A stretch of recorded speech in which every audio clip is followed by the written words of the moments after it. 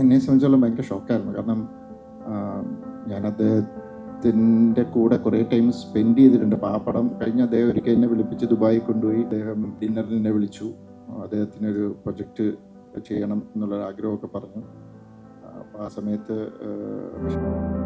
എൻ്റെ personal life എന്ന് പറയുന്നത് വളരെ ചെറിയ പ്രായത്തിൽ ഞാൻ കുട്ടികൾ വേണ്ട എന്ന് തീരുമാനിച്ച ഒരാളാണ്. ബിക്കോസ് എനിക്ക് നല്ലൊരു പേരൻ്റ് ആവാൻ പറ്റുമെന്ന് തോന്നുന്നില്ല എന്നൊരു തോന്നൽ എനിക്ക് വന്നു. അൺഫോർച്ചുനേറ്റ്ലി മെമ്മറീസും ദൃശ്യവും ഒരു വർഷം ബാക്ക് ടു ബാക്ക് അടുപ്പിച്ചു വന്നതാണ് ഈ പ്രശ്നമായത്. സോ എനിക്ക് ഇതൊക്കെ ചലഞ്ചസ് ആയിരുന്നു. അപ്പോൾ അവിടെയാണ് മെയിൻ പരിപാടി നടക്കണമെങ്കിലും ഞാനിവിടെ തകർത്തഭിനയിക്കുന്ന മാതിരിയാണ് എനിക്ക് തോന്നിയിരുന്നത്. എൻഗേജ് ചെയ്യിക്കുന്ന ഒരു സിനിമ, പിന്നെ ചിത്തുവിൻ്റെ ഒരു സിനിമ എന്നാണ് നമ്മൾ ആദ്യം പ്രയോറിറ്റി ചെയ്തത്. അത് എത്രത്തോളം ബ്രില്യൻ്റ് ആക്കാൻ പറ്റുന്നുള്ള രീതിയിൽ ഞങ്ങൾ ഡിസ്കഷനും കാര്യങ്ങളും മാക്സിമം ചെയ്യാന്നല്ലാതെ എനിക്ക് കഥയ്ക്കപ്പുറമോ അല്ലാത്ത രീതിയിലും എനിക്കൊന്നും ചെയ്യാൻ സാധിക്കുന്നില്ല. ആസ് എ ബിഗിനർ ജിത്സാന്റെ പടത്തിലൊക്കെ കിട്ടാന്ന് പറഞ്ഞാൽ ഭയങ്കര ഭാഗ്യമാണ്, ഭയങ്കര ബ്ലെസ്സിങ് ആണ്. കണ്ടിന്യൂ അത് ഓർഡറിലും ആയിരിക്കില്ല. അപ്പോൾ അങ്ങനെ വരുമ്പോൾ അതൊരു ആക്ടറിന് അത് ഓട്ടോമാറ്റിക്കലി അവർ ആ ക്യാരക്ടറിനെ അത് അവരുടെ കഴിവാണത്. അത് ഞാനായിട്ടെന്നല്ല, എൻ്റെ സിനിമകളിൽ കുറച്ച് പണി ചെയ്ത് ഞാൻ പണി മേടിച്ചതാണ്. എൻ്റെ സിനിമകളിൽ കുറേ ത്രില്ലർ സിനിമകളിലെല്ലാം ഭയങ്കര ട്വിസ്റ്റും ഇതുണ്ടായിരുന്നു. അപ്പോൾ ഒരു ദൃശ്യവും മെമ്മറീസും ചെയ്തു. അത് കഴിഞ്ഞപ്പോൾ തൊട്ട് ബെഞ്ച് മാർക്ക് വെച്ചു. ആ ബെഞ്ചിൻ്റെ അടുത്ത് മാർക്ക് എടുത്തൊന്ന് മാറ്റിയാൽ തന്നെ നമുക്ക് നല്ല രീതി.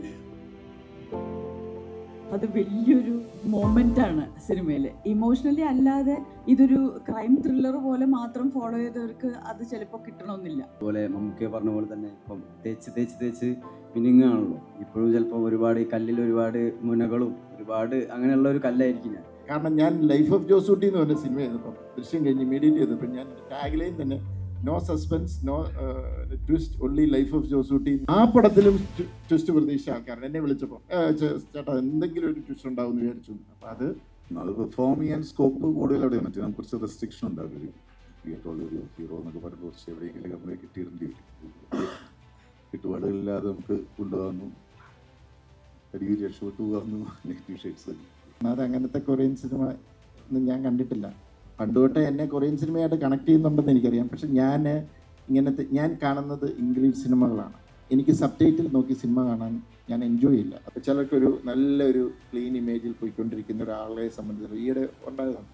പെട്ടെന്ന് സോഷ്യൽ മീഡിയ അല്ലെങ്കിൽ എന്താ പറയുക പബ്ലിക്കിൻ്റെ മുമ്പിൽ ഞാൻ വേറൊരു ആളായിട്ട് ചിത്രീകരിക്കപ്പെടുമെന്ന് പറഞ്ഞാൽ ചിലർക്ക് ഉൾക്കൊള്ളാൻ പറ്റത്തില്ല. പക്ഷേ ഇപ്പോൾ ഈ പറഞ്ഞ റോയ് സാറിൻ്റേത് ഞാനും ഞെട്ടിയിരിക്കുകയാണ്. ഇതേപോലെ വളരെ ഗ്രൗണ്ട് ലെവലിൽ നിന്ന് വന്ന ഒരാൾ അത് ചെയ്യണമെങ്കിൽ അപ്പം മേ ബി ഓക്കെ. ഇപ്പോൾ ഈ സിനിമ റിലീസ് ആയതിനു ശേഷം എല്ലാ സിനിമകളും ഈ ഓൺലൈൻ പ്ലാറ്റ്ഫോമുകളായിട്ടുള്ള ഒരുപാട് ഇതിൽ റിവ്യൂ നെഗറ്റീവ് കമൻറ്റുകളൊക്കെ പെട്ടെന്ന് പ്രചരിക്കുന്ന ഒരു കാലഘട്ടമാണ്. നമ്മളെ മലയാളികളെ സംബന്ധിച്ചിടത്തോളം ഈ റിവ്യൂ കണ്ടതിന് ശേഷം മാത്രം ഈ സിനിമയെ വിലയിരുത്തുന്നവരല്ലേ അത് കാണാൻ വേണ്ടി വരുന്നവരും കാണാതിരിക്കാൻ പോകുന്നവരുമുണ്ട്. അപ്പോൾ അങ്ങനെ എന്തെങ്കിലും ഒരു ഘടകം ഈ റിലീസ് സമയത്തോ അത് കഴിഞ്ഞോ പ്രേക്ഷകരെ തിയേറ്ററിലേക്ക് കൊണ്ടുവരുന്നതിൽ ഒരു കുറവ് വന്നിട്ടുണ്ടോ? അല്ല, എനിക്ക് തോന്നുന്നത് അത് എൻ്റെ ഈ ഒരു സിനിമ എന്നല്ല, എല്ലാ സിനിമകളിലും ഫേസ് ചെയ്യുന്ന ഒരു ഇതാണ്. ചിലർക്ക് റിവ്യൂസിനോട് അഭിപ്രായ വ്യത്യാസമുണ്ട്. എന്നെ സംബന്ധിച്ചോളം ഞാൻ റിവ്യൂസിനോട് എനിക്ക് അഭിപ്രായ വ്യത്യാസമൊന്നുമില്ല. റിവ്യൂസ് പറയുന്നവർ അവരുടെ കാഴ്ചപ്പാട് പറയുന്നു. അത് ജെനുവിനായിട്ട് അവർ പറയുമ്പോൾ അതിനകത്ത് കുഴപ്പമില്ല. പക്ഷേ അതിനകത്തൊരു എന്താ പറയുക ചില താല്പര്യങ്ങൾ വെച്ചിട്ട് പറയുന്നവർ അവിടെയാണ് അതിൻ്റെ പ്രോബ്ലം. പക്ഷേ അങ്ങനെയുള്ളവരെ പെട്ടെന്ന് നമുക്ക് തിരിച്ചറിയാൻ പറ്റും.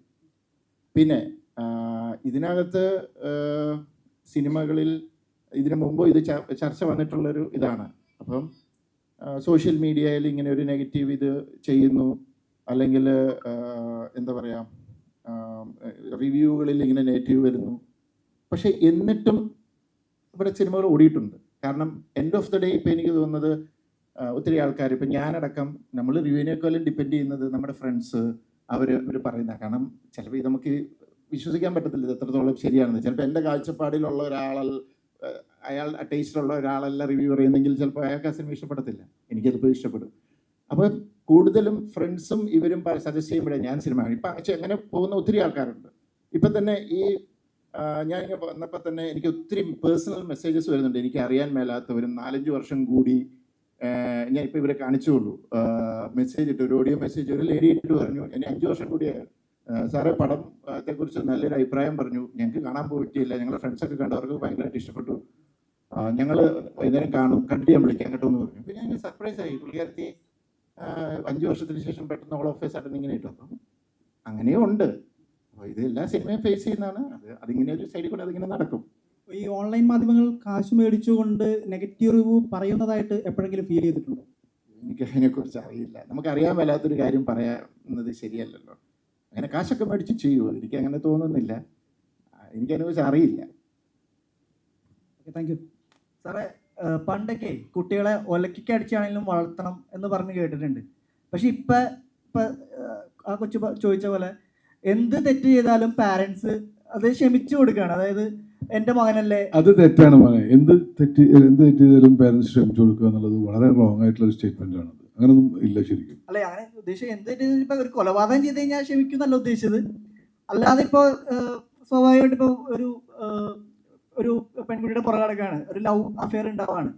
അത് പണ്ടൊക്കെ പറഞ്ഞു കൊടുക്കുന്നത് പെൺകുട്ടിയുടെ പുറകെ നടക്കരുത്, തെറ്റാണ് എന്നൊക്കെ രീതിയിലാണ്. പക്ഷെ ഇപ്പോൾ ഒരു ഇഷ്ടം തോന്നിയെങ്കിൽ നമുക്ക് ധൈര്യമായിട്ട് പാരൻസിനോട് പറയാം. പക്ഷെ ചിലപ്പോൾ സ്റ്റോക്കിംഗ് ഉണ്ടാവും അതിൽ. അപ്പം അങ്ങനെയൊക്കെ ചെയ്യുമ്പോൾ അത് ഒരു തെറ്റായിട്ട് തോന്നുന്നില്ലേ? അല്ല, അത് പേരൻസിനെ അനുസരിച്ചിരിക്കും. സാഹചര്യങ്ങളുണ്ട് ഇതിനകത്ത്. അതായത് ഇപ്പം ബിസി ആയിട്ടുള്ള പേരൻസ് രണ്ടുപേരും വർക്കിംഗ് ആണ്, മകനെയോ അല്ലെങ്കിൽ മകളെയോ നോക്കാൻ സമയമില്ല. അപ്പോൾ അങ്ങനെയുള്ള സാഹചര്യത്തിൽ അവർക്ക് പറയാനുള്ളത് കേൾക്കാൻ സമയമില്ല. അപ്പം അതൊരു ബാഡ് പേരൻറ്റിങ് ആണ്. പിന്നെ അങ്ങനെയുള്ളവർക്ക് എനിക്ക് കുറച്ച് കേസസ് അറിയാം. എനിക്ക് ഈ സബ്ജക്റ്റ് ഭയങ്കര ഇൻട്രസ്റ്റിംഗ് ആയിട്ടുള്ളൊരു സബ്ജക്റ്റാണ്. അങ്ങനെയുള്ളവർക്ക് ഒരു ഗിൽറ്റ് ഫീലിംഗ് ഉണ്ട്. അയ്യോ, എൻ്റെ മക്കളെ എനിക്ക് നോക്കാൻ സമയം, അതുകൊണ്ട് എല്ലാ ഇഷ്ടവും സഹിച്ചു കൊടുക്കും. അങ്ങനെ ഉണ്ടാകുമ്പോൾ എല്ലാ ഇഷ്ടങ്ങളും സാധിച്ചു കൊടുത്ത് ഒരു സ്റ്റേജ്, ഒരു പ്രായം എത്തിക്കഴിയുമ്പോൾ ഒരിക്കലും ഇവർക്ക് ചെയ്ത് കൊടുക്കാൻ പറ്റാത്ത വലിയൊരു കാര്യം ആവശ്യപ്പെടും. അപ്പം ചെയ്ത് കൊടുക്കാതെ വരുമ്പോൾ പോയി സൂയിസൈഡ് ചെയ്യുക, അത് ചെയ്യുക. കാരണം ആ നോ കേൾക്കാനോ അല്ലെങ്കിൽ അത് ഹാൻഡിൽ ചെയ്യാനോ ഉള്ള ഒരു കഴിവ് പിള്ളേർക്ക് നഷ്ടപ്പെടും. ഇതിപ്പോൾ പണ്ട് ഞാനെടുത്ത് വായിച്ചിട്ടുണ്ട്, the art of saying no. പിള്ളേർ നോ കേട്ട് വളരണം. അപ്പം അത് പല സാഹചര്യം കൊണ്ടാണ്. ചില അപ്പനമ്മമാർക്ക് അത് അറിയാൻ മേല, അല്ലെങ്കിൽ ചിലർ ഭയങ്കരമായിട്ട് സ്നേഹിക്കും. കാരണം പണ്ട് ഒലക്കടിക്കടിച്ച് വളർത്തുന്നു പറഞ്ഞല്ലോ, അന്ന് 5-8 ഒക്കെയാണ്. അപ്പം ഇങ്ങനെ ഓടി നടക്കുമ്പോൾ ചിലപ്പോൾ ഒലക്കൊക്കെ കൊടുക്കും. പക്ഷെ ഇപ്പം ആ പാടെ ഒന്നേ ഉള്ളൂ. അതിനെ രണ്ടുപേരോടെ പുന്നാരിച്ച് സ്നേഹിച്ച് അത് വേറൊരു രീതിയിലാണ്. അതിനകത്തൊക്കെ കറക്ഷൻസ് വരുത്തണം. അത് പേരൻസ് ബോധവാന്മാരാകണം. അത് ഒരു ഭയങ്കര ഡിബേറ്റബിൾ ഇഷ്യൂ ആണ്. അതിനെക്കുറിച്ച് സംസാരിക്കാനാണ് കുറേ ഉണ്ട്. അതുകൊണ്ടാണ് ഇപ്പോഴത്തെ തലമുറ വഴിതെറ്റി പോകുന്നുള്ളൊരു ഇപ്പോഴത്തെ പറയാറുണ്ട്. അല്ല, ഇപ്പോഴത്തെ തലമുറ അങ്ങനെ വഴി തെറ്റിപ്പോകുന്നുണ്ടെന്നൊന്നും എനിക്ക് തോന്നുന്നില്ല.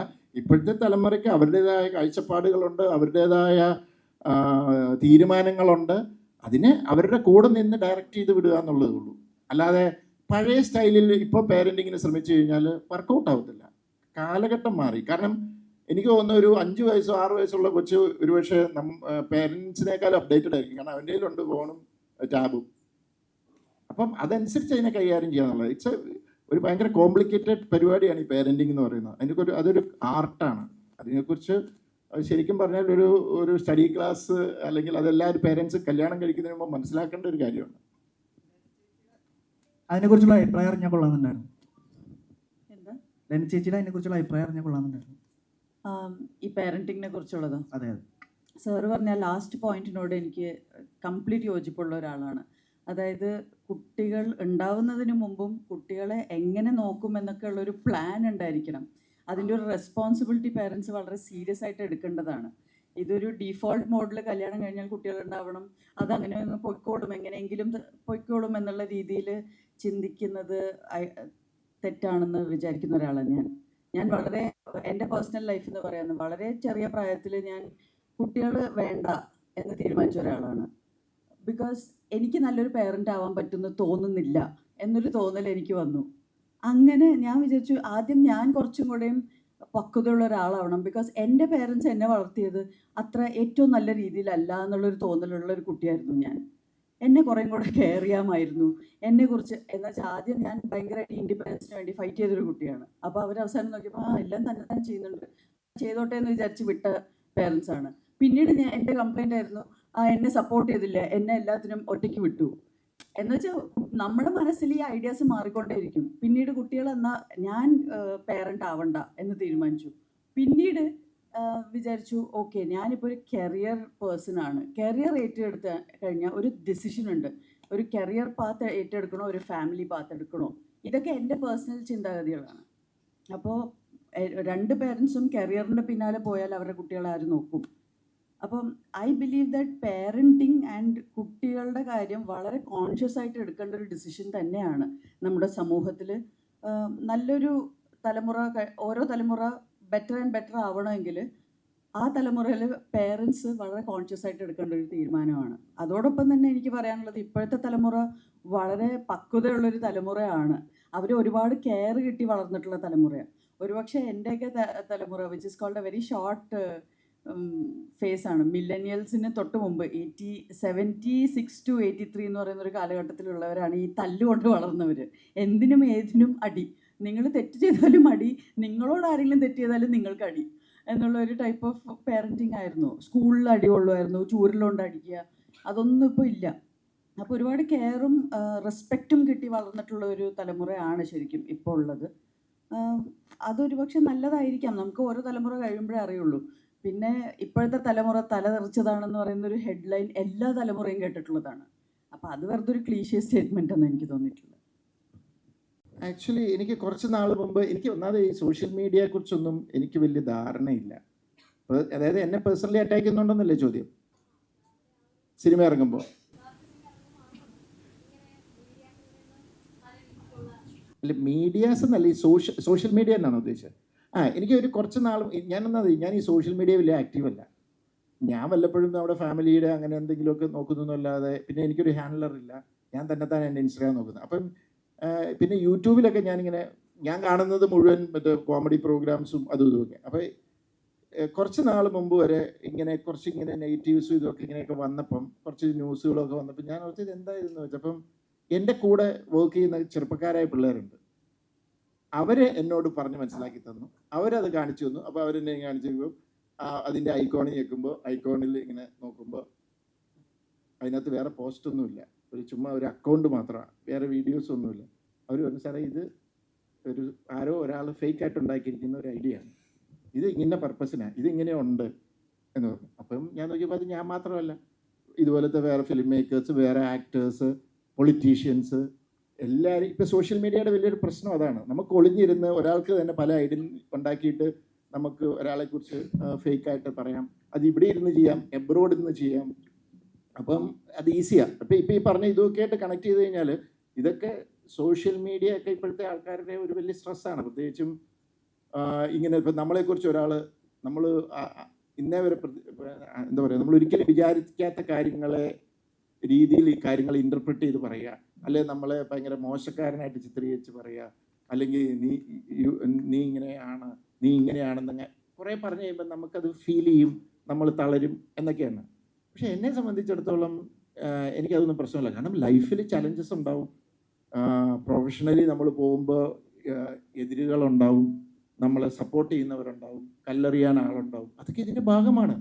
എന്നെ സംബന്ധിച്ചിടത്തോളം ഞാൻ ഏറ്റവും വലിയ ഭാഗ്യം എന്ന് പറയുന്നത്, ഞാൻ വന്നത് ഒരു താഴെ എന്താ പറയുക ഒരു കർഷക കുടുംബത്തിൽ നിന്നാണ്. അപ്പം നമ്മൾ ആ ഒരു ജീവിതത്തിലെല്ലാം കണ്ടു വന്നിട്ടുള്ള ഒരാളായതുകൊണ്ട് ഇതൊന്നും പ്രശ്നമല്ല. This part of the game. ഞാൻ അങ്ങനെ ഇതിനെ എടുക്കുന്നുള്ളൂ. അപ്പോൾ ഈ സിനിമ ഇറങ്ങിയപ്പോഴും കുറച്ച് പേര് നമുക്ക് കാണാൻ പറയാതാണ്, നമ്മൾ അതിനെക്കുറിച്ച് ബോധമല്ല. നമുക്ക് നല്ല ജെന്യുവൻ ആയിട്ടുള്ള ക്രിറ്റിസിസം വരുമ്പോൾ അത് നമുക്ക് ഗുണകരമാക്കി എങ്ങനെ എടുക്കാം എന്നുള്ളത് ഞാൻ എപ്പോഴും നോക്കാറുണ്ട്. കാരണം അതിൽ നിന്ന് അഡ്വാൻറ്റേജ് എടുക്കുക എന്നുള്ളതാണ്. എല്ലാത്തിൽ നിന്നും നമ്മൾക്ക് അഡ്വാൻറ്റേജസ് ആയിട്ട് എടുക്കുക, മറ്റേതങ്ങ് ഇഗ്നോർ ചെയ്യുക, മൈൻഡ് ചെയ്തായി ചെയ്യാതിരിക്കുക, അത്രേ ഉള്ളൂ. സാധാരണ സിനിമയുടെ മുമ്പ് നടന്മാരിൽ ഫാൻസിൻ്റെ ഇത് കാണിക്കും. ബിജാൻ്റെ ഒപ്പം കാണിക്കുന്നത് ബിജ്മാൻ ആൻഡ് ലവേഴ്സ്, ഹേറ്റേഴ്സ് ഇല്ലാത്ത നടന്നാണ് ശരിക്കും വിശേഷിപ്പിക്കുന്നത്. പണ്ടൊരു സമയത്ത് പിടിച്ചതൊക്കെ കോമഡി പടങ്ങളാണ് മീറ്റർ, പിന്നെ ട്രാക്ക് പതുക്കെ മാറ്റി. അതെന്തുകൊണ്ട് ബോധപൂർവ്വമുള്ള ശ്രമമാണ്. ഇപ്പോൾ എത്തിയേക്കുന്നത് ഒരു മാസ്റ്റർ ഡയറക്ടർ ഇതിലാണ്. എങ്ങനെയുണ്ടായിരുന്ന എക്സ്പീരിയൻസ് ജിത്തു സാറിൻ്റെ ഒപ്പം ഉള്ളത്? പിന്നെ ഈ ട്രാക്ക് പിടിച്ചേക്കുന്നത് ബോധപൂർവ്വമാണോ? ഒന്നും മനഃപൂർവ്വം ചെയ്യുന്നില്ല നമ്മൾ. ആദ്യം ഞാൻ ചെയ്യുന്നത്, നമുക്ക് സിനിമയിൽ വരുമ്പോൾ പ്രത്യേകിച്ച് വലിയ ഗ്രാഹ്യമൊന്നും ഇല്ല എന്താ ചെയ്യേണ്ടതെന്നൊക്കെ, നമ്മൾ കിട്ടുന്ന ക്യാരക്ടേഴ്സ് ചെയ്തു പോകുന്നു. പിന്നെ ബെറ്റർമെൻറ്റിനെ നമ്മൾ ആഗ്രഹിക്കില്ല ഓരോ ക്യാരക്ടേഴ്സ്, ആ സമയത്ത് വരുന്നതനുസരിച്ച് നമ്മൾ ചെയ്തു പോകുന്നു. പിന്നെ കുറച്ച് കാലം കഴിയുമ്പോഴാണ് നമുക്കൊരു ആർട്ടിസ്റ്റാണ്, നമുക്ക് കുറച്ചും കൂടെ ഒന്ന് പ്രൂവ് ചെയ്യണം എന്നൊക്കെ നമുക്ക് തോന്നുന്നു. അപ്പോൾ നമ്മൾ അതിനു വേണ്ടി സെർച്ച് ചെയ്യും. നമുക്ക് വരുന്ന വേണ്ടി എടുത്താണോ അങ്ങനെ?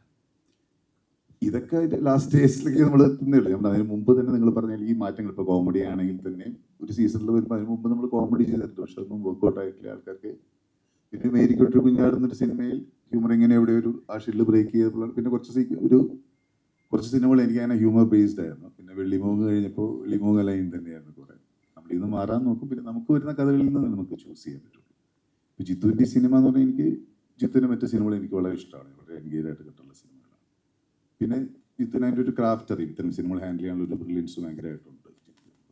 എനിക്ക് എൻ്റെ മേഖല മാത്രം സൂക്ഷിച്ചാൽ മതി എന്നുള്ള രീതിയിൽ വളരെ കംഫർട്ടബിൾ ആയിട്ട് നമ്മൾ സേഫ് സോൺ പിടിക്കുക എന്ന് പറയില്ലേ, ആ രീതിയിൽ ചിത്രൻ്റെ മൂവിയാണ്. സാറിന്റെ പേര് ഡയറക്ടർ എന്ന് പറഞ്ഞപ്പോൾ കാണുമ്പോൾ ആളുകൾക്ക് ഭയങ്കര എക്സ്പെക്ടേഷനാണ്. അപ്പൊ ഈ പടം നല്ല സോഷ്യലി ഒരുപാട് മെസ്സേജുകൾ തന്നെ പടമാണ്. ഒരുപാട് പേര് ബോധപൂർവം ഇതിനെ കീറി മുറിക്കാൻ ശ്രമിക്കേണ്ടെന്ന് തോന്നിയിട്ടുണ്ടോ? ഇപ്പൊ ഒരുപാട് ചിത്രങ്ങൾ അങ്ങനെ ഇതിൽ പെട്ടിട്ടുണ്ടല്ലോ. അല്ല, കീറി മുറിക്കല് അതൊക്കെ ഓരോരുത്തരുടെ സ്വാതന്ത്ര്യമാണ്. കീറി മുറിക്കേണ്ടവർക്ക് കീറി മുറിക്കാം, അല്ലാതെ ഇതിന് അത്ര വലിയ സീരിയസ് ആയിട്ട് കാണാതെ പടം അതിൻ്റെതായ രീതിയിൽ എൻജോയ് ചെയ്യേണ്ടവർക്ക് എൻജോയ് ചെയ്യാം. പിന്നെ എന്നെ സംബന്ധിച്ചിടത്തോളം ഞാനൊരു ബേസിക് ഓഡിയനായിട്ട് ഞാൻ പറഞ്ഞല്ലോ, മുമ്പ് പറഞ്ഞ അത് തന്നെ. അതുകൊണ്ട് ഞാൻ എൻ്റെ സിനിമകളെ അപ്രോച്ച് ചെയ്യുന്ന ആ രീതിയിലാണ്. എൻ്റെ ഏറ്റവും വലിയ പ്രതീക്ഷ ഒരു റിക്വസ്റ്റ് എന്ന് പറയുന്നത്, അങ്ങനെ പ്രതീക്ഷിക്കരുത് എൻ്റെ സിനിമയിൽ. ഞാൻ മാറ്റങ്ങളും ചേഞ്ചസിനും ആഗ്രഹിക്കുന്ന ഒരാളാണ്. അപ്പം ഞാൻ ഇനിയും ചെയ്യുന്ന ചിലപ്പോൾ ത്രില്ലറിൽ ചിലപ്പോൾ സസ്പെൻസ് ട്വിസ്റ്റ് ഉണ്ടാകും, ചിലപ്പോൾ ഇല്ലാത്തതായിരിക്കും, ചിലപ്പോൾ അതിൻ്റെ പാറ്റേൺ വേറെ ആയിരിക്കാം. എനിക്കങ്ങനെ മാറിയും മറിഞ്ഞും ചെയ്യണമെന്ന് ആഗ്രഹമുള്ള ഒരാളാണ് ഞാൻ. ദൃശ്യം കഴിഞ്ഞപ്പം ലൈഫ് ഓഫ് ജോസൂട്ടി ചെയ്ത് ബോധപൂർവം തന്നെ, അത് ടോട്ടലി ഡിഫറെൻ്റ് ആയിട്ടുള്ളൊരു സിനിമയാണ്. അത് കഴിഞ്ഞ് അതിന് മുമ്പ് ഞാൻ മമ്മിയാൻമി ചെയ്തിട്ടുണ്ട്. ഈ അൺഫോർച്ചുനേറ്റ്ലി മെമ്മറീസും ദൃശ്യവും ഒരു വർഷം ബാക്ക് ടു ബാക്ക് അടുപ്പിച്ച് വന്നതാണ് ഈ പ്രശ്നമായത്. അപ്പം എന്നെ വീണ്ടും നിങ്ങളിങ്ങനെ ഭയങ്കര എക്സ്പെക്റ്റ്, ഇപ്പോൾ ഇനി അടുത്ത ഓണം വരുന്നുണ്ട് ദൃശ്യം 3. അപ്പം നിങ്ങൾ ദൃശ്യം 1ഉം 2ഉം വെച്ചിട്ട് ഒരു കമ്പാരിസണിൽ നിങ്ങൾ ദൃശ്യം 3 കാണാൻ വന്നാൽ നിങ്ങൾക്ക് ഡിസപ്പോയിൻറ്റഡ് ആവും. കാരണം ദൃശ്യം 3 അത് രണ്ടുപോലെയല്ല, അത് വേറെ രീതിയിലാണ് അത് ചെയ്തേക്കുന്നത്. അപ്പം അങ്ങനെ വരുന്നവർ എനിക്കൊന്നും ചെയ്യാൻ പറ്റത്തില്ല. അങ്ങനെ ഞങ്ങൾ അങ്ങനെ വരുമെന്ന് തീരുമാനിക്കുന്നവർ അങ്ങനെ ഡിസപ്പോയിൻറ്റഡ് ആയിട്ടേ മടങ്ങും. പക്ഷേ അതുകൊണ്ട് ആ സിനിമ നല്ലതല്ല എന്ന് വരുന്നില്ല. കാരണം അതിന് ആ ടൈപ്പ് ചേഞ്ചസ് അക്സെപ്റ്റ് ചെയ്യുകയും സ്വീകരിക്കുകയും ചെയ്യുന്ന ഒത്തിരി ആൾക്കാരുണ്ട്.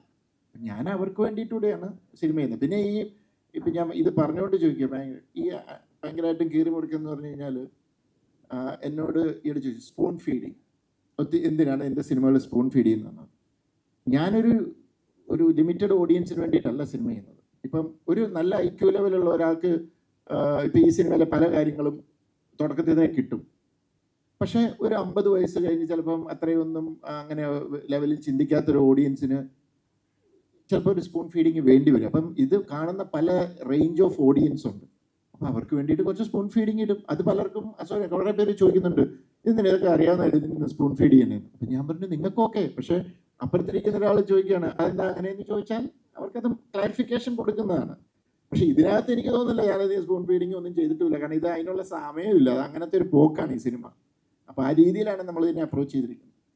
എന്നെ സംബന്ധിച്ചോളം ഭയങ്കര ഷോക്കായിരുന്നു. കാരണം ഞാൻ അദ്ദേഹത്തിൻ്റെ കൂടെ കുറേ ടൈം സ്പെൻഡ് ചെയ്തിട്ടുണ്ട്. അപ്പോൾ ആ പടം കഴിഞ്ഞ് അദ്ദേഹം ഒരിക്കൽ എന്നെ വിളിപ്പിച്ച് ദുബായി കൊണ്ടുപോയി. അദ്ദേഹം ഡിന്നറിന് എന്നെ വിളിച്ചു. അദ്ദേഹത്തിനൊരു പ്രൊജക്റ്റ് ചെയ്യണം എന്നുള്ളൊരു ആഗ്രഹമൊക്കെ പറഞ്ഞു.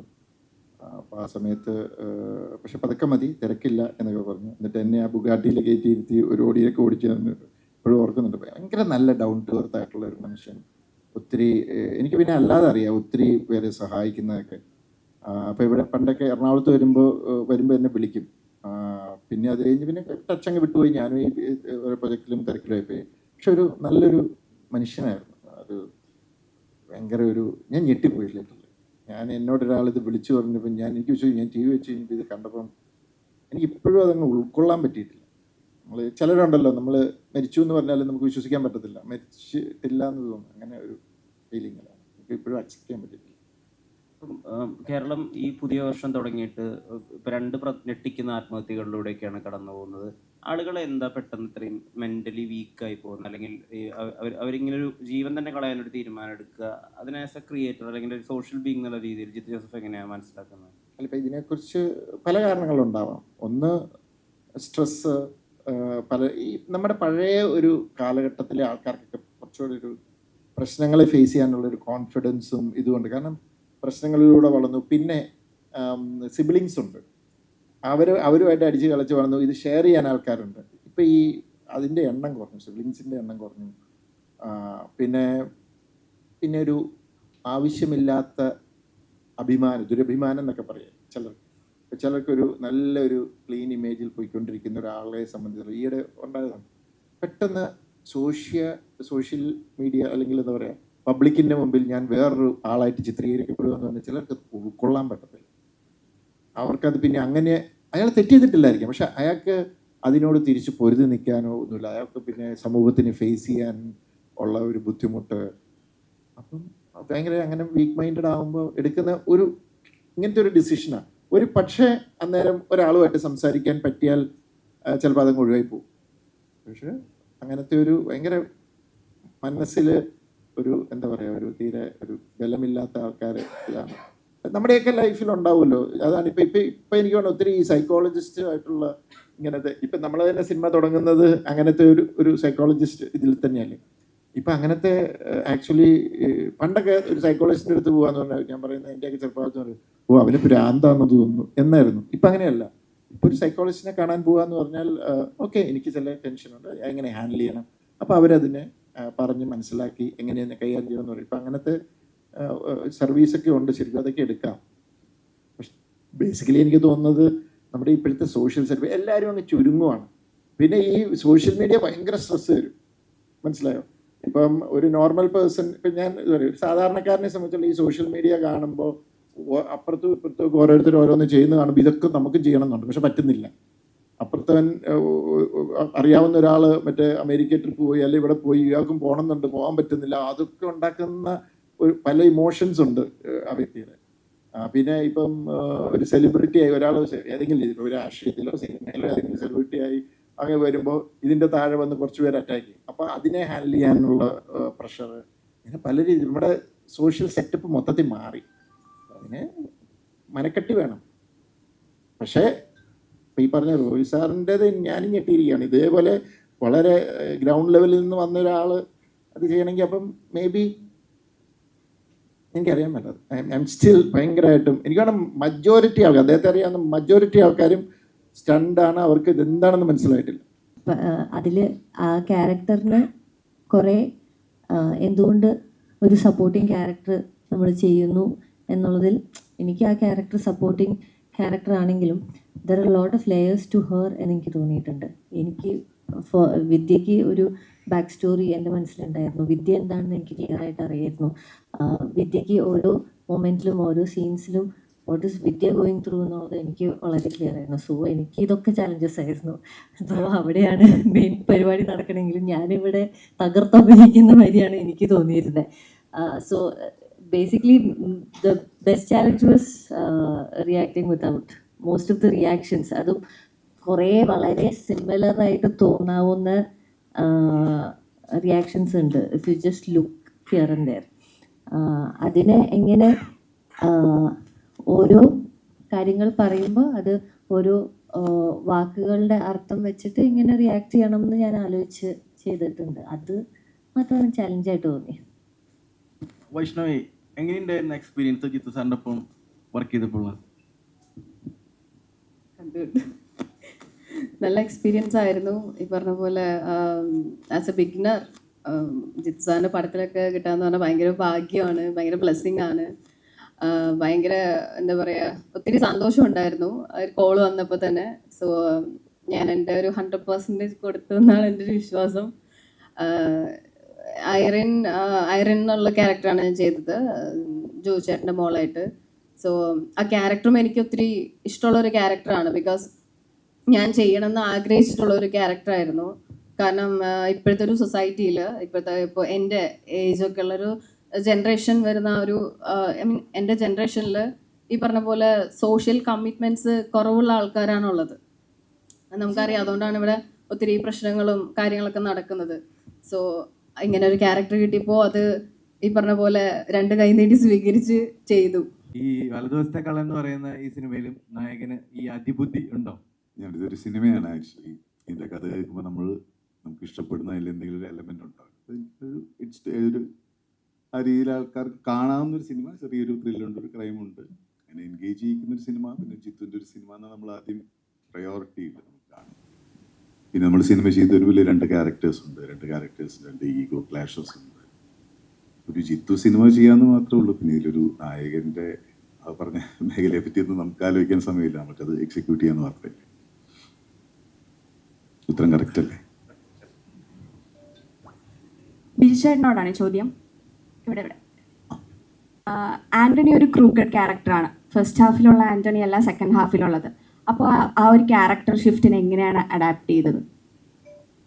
ഞാൻ പറയാം, നമ്മളൊരു സ്ക്രീൻ പ്ലേ നമ്മൾ വായിക്കുമ്പോൾ നമുക്ക് മനസ്സിലാവില്ല. ഇത് പക്ക ഒരു ഡയറക്ടോറിയൽ ബ്രില്യൻസ് വേണ്ട മൂവിയാണ് ആക്ച്വലി. കാരണം വളരെ കുറഞ്ഞ സമയത്തിനുള്ളിൽ, ടൈം ബാറിനുള്ളിൽ നമുക്ക് വലിയൊരു കാര്യങ്ങൾ എക്സിക്യൂട്ട് ചെയ്ത് തീർക്കണം. അപ്പം അതിന് ഒരുപാട് ടെക്നിക്കൽ സപ്പോർട്ട് വേണം. നമ്മൾ അഭിനയിച്ചുകൊണ്ട് മാത്രമായില്ല, അപ്പം എല്ലാം ഒരു ടീം വർക്കാണ്. അപ്പോൾ ആ ടീം വർക്കിൽ നമ്മൾ ഇന്ന് ചെയ്തു. പിന്നെ ഇതൊരു കുറഞ്ഞ സമയത്തിനുള്ളിൽ നടക്കുന്ന, 1 മണിക്കൂറിനുള്ളിൽ 2 മണിക്കൂറിനുള്ളിൽ നടക്കുന്നതാണ് നമ്മുടെ ഇന്റർവെല്ലിന് ശേഷമുള്ള ഒരു ഏരിയയാണ്. അത് എത്രത്തോളം ബ്രില്യൻ്റ് ആക്കാൻ പറ്റുന്നുള്ള രീതിയിൽ ഞങ്ങൾ ഡിസ്കഷനും കാര്യങ്ങളും മാക്സിമം ചെയ്യാന്നല്ലാതെ എനിക്ക് കഥയ്ക്കപ്പുറമോ അല്ലാത്ത രീതിയിലോ എനിക്കൊന്നും ചെയ്യാൻ സാധിക്കുന്നില്ല. ഇതിനോട് മാക്സിമം നീതി പുലർത്തുക, ആ ടെൻഷൻ മാക്സിമം ത്രൂ ഔട്ട് കൊണ്ടുപോകാൻ നോക്കുക. പിന്നെ നമ്മൾ പല ദിവസങ്ങളിൽ ഷൂട്ട് ചെയ്യുമ്പോൾ ഈ 1 മണിക്കൂറിനുള്ളിൽ ഷൂട്ട് ചെയ്യുന്നത് നമ്മൾ 10-30 ദിവസം എടുത്തിട്ടാണ് ചെയ്യുന്നത്. പല സീൻസും പല ഓർഡറിലല്ല. അപ്പോൾ ഇതിൻ്റെ ഒരു ഓർഡർ കണ്ടിന്യൂറ്റി പറ്റി അങ്ങനത്തെ മേഖലകളിലൊക്കെ ആയിരിക്കും നമ്മുടെ ഒരു ടെൻഷൻ. നമ്മുടെ ആക്ടിങ് കണ്ടിന്യൂറ്റി എപ്പോഴും ഫോളോ ചെയ്യണം എന്നുള്ള അങ്ങനത്തെ മേഖലയിലൊക്കെയാണ്. പിന്നെ വളരെ ഞങ്ങൾ എൻജോയ് ചെയ്ത് ഷൂട്ട് ചെയ്തൊരു സിനിമയാണ്. പിന്നെ ഫുൾ നൈറ്റ് ആയിരുന്നു ഷൂട്ടിങ്. നല്ല സിനിമ ചെയ്തു എന്നുള്ളൊരു സന്തോഷമുണ്ട്. ഇത് ശരിക്കും പറഞ്ഞാൽ ചോദ്യത്തിനകത്ത് ഇതുണ്ട്. ഇത് ഭയങ്കര ടഫായിട്ടുള്ളൊരു ഇതാണ്. അപ്പം എനിക്ക് തോന്നുന്നത് ബിജുവിന് പുൾ ഓഫ് ചെയ്യാൻ പറ്റുന്ന, ബിജു അത്രയും സീസൺഡ് ആയിട്ടുള്ള ഒരു ആക്ടർ ആയതുകൊണ്ട്. ഒരു സ്ക്രിപ്റ്റ് വായിക്കുമ്പോൾ എപ്പോഴും ഒരു ആക്ടർ ഓക്കെ അതൊന്ന് രൂപപ്പെട്ട് മനസ്സിലൊരു ഐഡിയ വരും. പക്ഷെ അത് ചിലപ്പോൾ പല ദിവസങ്ങൾ കൊണ്ട് നടക്കുന്ന കഥയായിരിക്കും.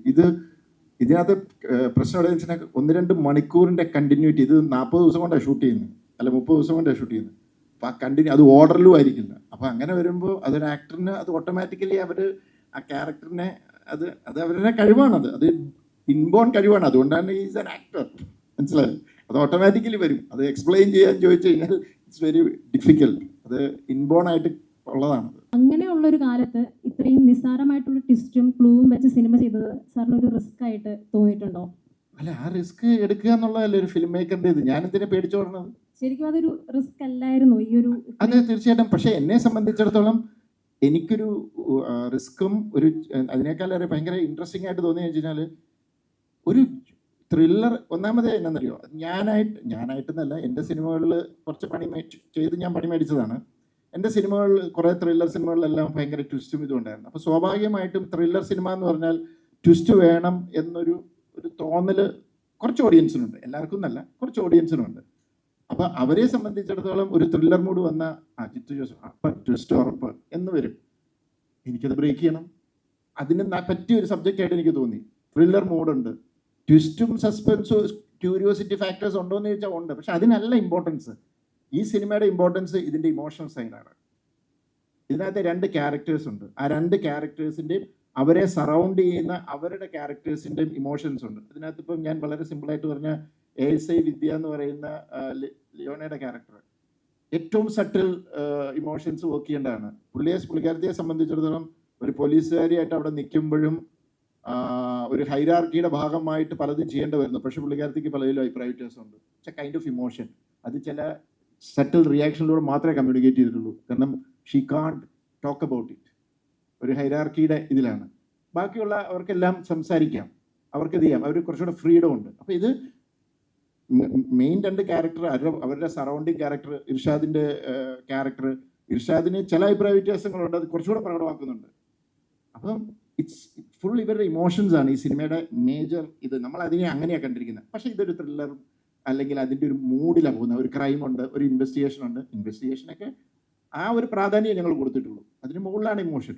ആ ഇമോഷൻ ആയിരിക്കാം ഇപ്പം എനിക്ക് കിട്ടുന്ന ഓഡിയൻസ് ഫീഡ്ബാക്സിൽ സാധാരണ ഓഡിയൻസ് പറയുന്നത് ഭയങ്കരമായിട്ട് ഇത് ചെയ്യുന്നു, ഞങ്ങൾക്ക് ഭയങ്കര. അതിന് വേറൊരു ഫാക്ടറുണ്ട്. ഇറങ്ങിക്കഴിഞ്ഞപ്പോൾ ഒരു ഹെവിനെസ് ആണ് ചില കാര്യങ്ങൾ ആലോചിക്കുമ്പോൾ എന്നൊക്കെ പറയുന്ന ഒരു ഇത് വരുന്നത്. അതുകൊണ്ടാണ് അവരെ എവിടേക്കോ അത് ടച്ച് ചെയ്യുന്നുണ്ട്. അതായിരുന്നു നമ്മുടെ ഉദ്ദേശം.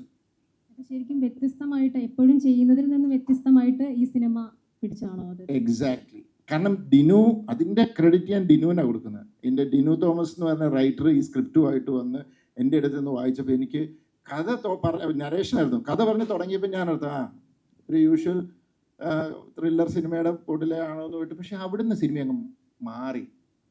ഈ ഇൻ്റർവെല്ലിൽ ഒരു സംഭവം നടക്കുമ്പോൾ അപ്പോൾ ഇനി എങ്ങനെയാണ് എനിക്കത് ഭയങ്കര പുതുമ തോന്നി. അവിടെ നിന്നുള്ള ഒരു ട്രാവൽ, അതാണ് ഈ സിനിമയെ ഞാൻ ചെയ്യാൻ മെയിൻ കാരണം. കാരണം ഞാൻ സിനിമ ഇൻഡസ്ട്രി വന്നത്, ഞാൻ എപ്പോഴും പറഞ്ഞു, ഞാനൊരു റൈറ്റർ ഡയറക്ടറായിട്ടൊന്നും ഞാൻ സ്റ്റോറി ടെല്ലർ. ഞാൻ കഥകൾ പറയും. ആ കഥകൾ പറയാൻ ആഗ്രഹിക്കുന്നു, എൻ്റെതായ രീതിയിൽ കഥ പറയുന്നു. അത് കുറച്ച് എൻ്റർടൈൻ ചെയ്ത് പറയും. അതുകൊണ്ട് ഞാൻ പറഞ്ഞു, എന്നെ അധികം ആൾക്കാർ എൻ്റെ നിന്ന് അങ്ങനെ പ്രതീക്ഷ വേണ്ട. ഡിഫറെൻറ്റ് ഇപ്പം ഞാനിനി വേറെ 1-2 സബ്ജക്ട്സുകൾ പ്ലാൻ ചെയ്തിരിക്കുന്നതൊന്നും ത്രില്ലറേ അല്ല, വേറെ ടൈപ്പ് ജോണറുകളാണ്.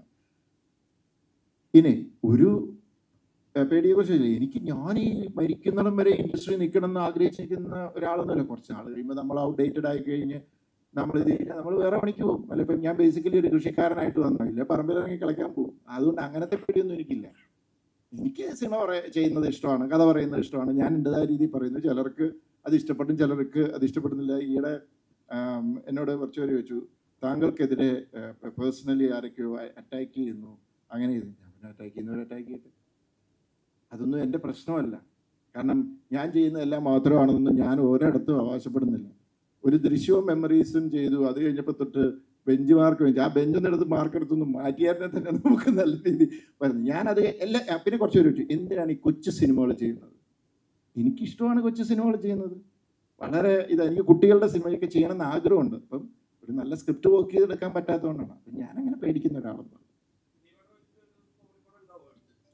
ഒരു കഥയും നല്ലൊരു സ്ക്രിപ്റ്റും ഉണ്ടെങ്കിൽ ഞാൻ ചെയ്യാൻ റെഡിയാണ്. അത് കിട്ടാത്തതുകൊണ്ടാണ്. അല്ലാതെ ഓക്കെ എന്നാൽ ഇനി അടുത്തത് അങ്ങനെ ഒരു പടം ചെയ്തേക്കാന്ന് പറഞ്ഞാൽ അങ്ങനെ നമുക്ക് പ്ലാൻ ചെയ്യാൻ പറ്റത്തില്ല.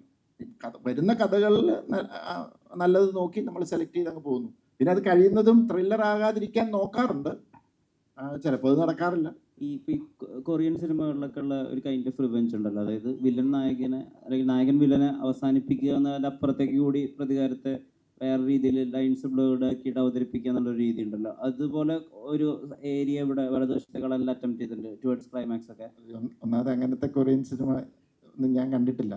പണ്ടുതൊട്ടേ എന്നെ കൊറിയൻ സിനിമയായിട്ട് കണക്ട് ചെയ്യുന്നുണ്ടെന്ന് എനിക്കറിയാം. പക്ഷെ ഞാൻ കാണുന്നത് ഇംഗ്ലീഷ് സിനിമകളാണ്. എനിക്ക് സബ് ടൈറ്റിൽ നോക്കി സിനിമ കാണാൻ ഞാൻ എൻജോയ് ചെയ്യില്ല. അതുകൊണ്ട് തന്നെ അന്യഭാഷ, ഇംഗ്ലീഷും ഹിന്ദിയും ഒഴിച്ച് തമിഴും ഒക്കെ വെച്ച് വേറെ പടങ്ങൾ എനിക്ക് കാണാൻ പറ്റത്തില്ല. കാരണം എനിക്ക് സബ് ടൈറ്റിൽ പറ്റത്തില്ല. ഇപ്പം പിന്നെ വെച്ചാൽ ഡബ് ചെയ്ത് വരുന്നതുകൊണ്ട് അത് ശ്രമിക്കണം. പക്ഷെ അത് ഭയങ്കര ബോറാണ്, മനസ്സിലാവും. ഇതിപ്പോൾ വേറെ ആരോ പറഞ്ഞു ഇതിങ്ങനത്തെ ഇതുണ്ടെന്ന്. പക്ഷേ അത് കൊറിയയിലുണ്ടായിരിക്കും, നമ്മുടെ മലയാളത്തിൽ നമ്മളങ്ങനെ അധികം വന്നിട്ടില്ലല്ലോ.